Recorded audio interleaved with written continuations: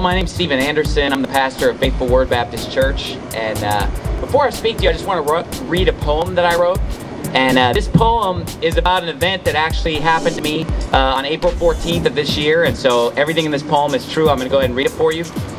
On eastbound Interstate 8 one night, I encountered an all too familiar sight. A random checkpoint like you'd expect to see in the USSR or Nazi Germany. Why do I have to stop and show my papers? Hey, aren't we still in the USA? I haven't crossed any borders today. In fact, isn't Mexico 50 miles away? We have to search you for our dog has said, "Roof, roof, he has drugs or a body that's dead." I'd like to know what that means by May, but the dog was quickly ushered away. And if we're still living in a free nation, where's your warrant upon oath or affirmation? Aren't these the rights for which our forefathers died? Why not let them search you if you have nothing to hide?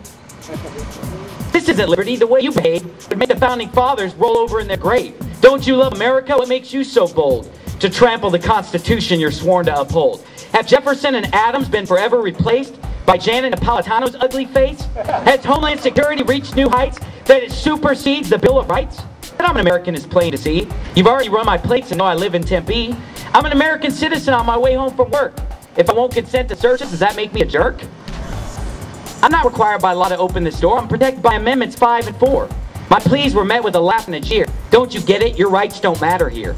We'll search without a warrant, and if you won't say yes, then we'll just call the DPS. So the DPS arrives on the scene in order to assist the federal goons in green. Officer, I'm innocent. What have I done? If I've broken a law, then please name one. Be reasonable, officer. Will it really hurt to bring the dog back out and see if it will alert? Do you protect the citizens of Arizona anymore, or have you simply become the federal government's whore? But the Border Patrol knew the truth, you see. They knew that dog wouldn't alert to me. I'll place you under arrest if you won't bow for failure to obey me right now. I told you before, I'm an officer of the law. When I say jump, you say how high. In fact, by now you've already sealed your fate. I'll tase you for 20 seconds straight. Unfortunately, I was fooled by Agent Diaz's lies. There's going to be glass, so cover your eyes. He really just wanted me not to see the ambush to my left being laid for me. Officer Mitchell broke the passenger window with a smile. Then he decided he might as well tase me for a while. The Border Patrol's 5 swings of the baton, and now my driver's side window was gone. And as the electricity continually flowed, my driver's side window began to explode. And because he felt I had given him sass, Agent Spoonamore shoved my face in the broken glass. My head was pressed into the glass on the door. Blood gushed out of every pore. 50,000 volts flowed through my chest. A regular police brutality fest. Next, I was rolled to the ground, and to my dread, a Border Patrol agent stepped on my head. I remembered a quote from a book I had read, 1984, and here's what it said. If you want to know the future of the human race, just picture a boot stamping upon a human face. They finally searched my car, and what did they find? No drugs, no bodies, and nothing of the kind. Then they let you go, I assume. No, my next stop was the emergency room. So after all the stitches were added to my head, and the nurses had cleaned up all the places I'd bled, I was taken to the station of the DPS, then from there to the jail where I was told to undress. They had underwear in 2 sizes, extra large and small. So I took extra large and made my single phone call. I was put into the cell where the lights are on 24/7 and lay down to sleep with my stitches 11. And so we've reached the end of my tale, me sleeping soundly in the county jail. What was my crime? What had I done? I stood up for my rights as an American. And that's a true story. That really happened. On April 15th,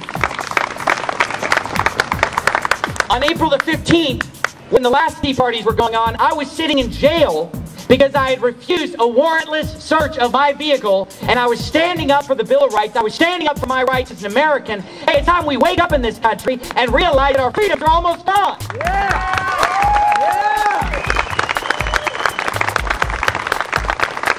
Now listen to me, if the 4th Amendment doesn't matter anymore, I mean, if we can be searched without a warrant at the caprice of a police officer just because he thinks you might have drugs, and of course I didn't have any drugs, I'm a Baptist pastor, I've never even drank a beer before. And so, you know, if they can just arrest you and taser you for 20 seconds, beat you, bloody you, we're violating the First Amendment, and next attacking our freedom of religion.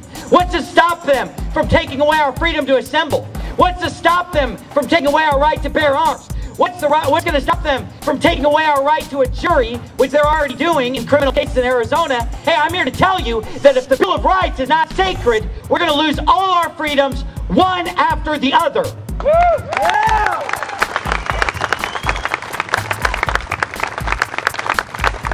Now, listen, I've got some really bad news for you, and don't get angry at me because I tell you the truth, because I bring you the bad news. But the Republican Party does not represent you anymore at all. Yeah! Period. Now, I know that's hard for you to face. The truth.